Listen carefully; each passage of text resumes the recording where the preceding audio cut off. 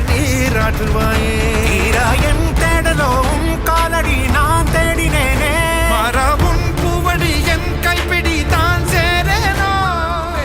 திருச்செந்தூர் குடமுழுக்கு விழா நாளை பிரம்மாண்டமாக நடைபெற இருப்பதால் இறுதிக்கட்ட பணிகள் விறுவிறுப்பாக நடந்து வருகிறது. உலக புகழ்பெற்ற தமிழ் கடவுளான முருகப்பெருமானின் வீடுகளில் இரண்டாம் படை வீடாக விளங்குகிறது திருச்செந்தூர் சுப்பிரமணிய சுவாமி கோவில். கடற்கரையோரம் அமைந்துள்ள முருகனின் தளம் என்பதால் பக்தர்கள் மட்டுமல்லாமல் சுற்றுலா பயணிகளின் வருகையாலும் திருச்செந்தூர் சுப்பிரமணிய சுவாமி கோவிலில் பக்தர்கள் கூட்டம் நாளுக்கு நாள் அதிகரித்து வருகிறது.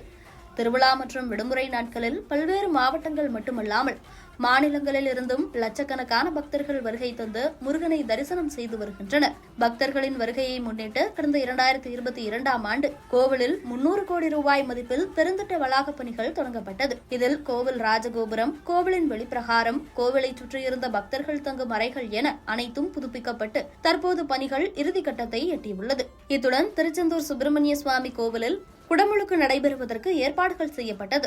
இதற்காக கடந்த 2009ஆம் ஆண்டிற்கு பிறகு நாளைய தினம் குடமுழுக்கு விழா என்பது நடைபெற உள்ளது. 12 ஆண்டுகளுக்கு பிறகு நடைபெறும் குடமுழுக்கு விழா என்பதால் பல்வேறு மாநிலங்கள் மட்டுமல்லாமல் பல்வேறு நாடுகளிலிருந்தும் 10 லட்சத்திற்கும் அதிகமான பக்தர்கள் வருகை தருவார்கள் என எதிர்பார்க்கப்படுகிறது. பக்தர்கள் வசதிக்காக கோவில் நிர்வாகம், மாவட்ட நிர்வாகம் சார்பில் பல்வேறு ஏற்பாடுகள் செய்யப்பட்டுள்ளது.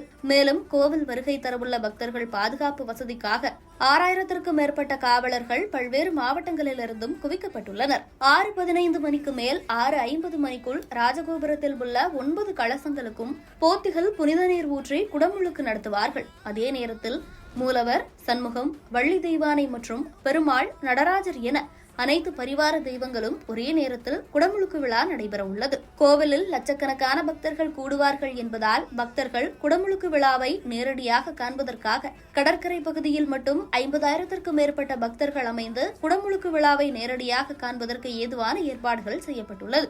65 இடங்களில் LED திரைகள் மூலம் பக்தர்கள் காண்பதற்கு ஏதுவாக பல்வேறு நடவடிக்கைகள் எடுக்கப்பட்டுள்ளது. திருச்செந்தூர் குடமுழுக்கு விழாவை முன்னிட்டு கோவிலை சுற்றி 25 இடங்களில் மருத்துவ குழு தயாரான நிலையில் வைக்கப்பட்டுள்ளது. குடமுழுக்கு விழாவை முன்னிட்டு கோவில் முழுவதும் பல வகைகளால் அலங்கரிக்கப்பட்டுள்ளது. 50 டன் மலர்களால் கோவில் வளாகம் முழுவதும் அலங்கரிக்கப்பட்டுள்ளது. 20 வகையான உள்நாட்டு மற்றும் வெளிநாட்டு மலர் மூலம் அலங்கரிக்கப்பட்டு வருகிறது.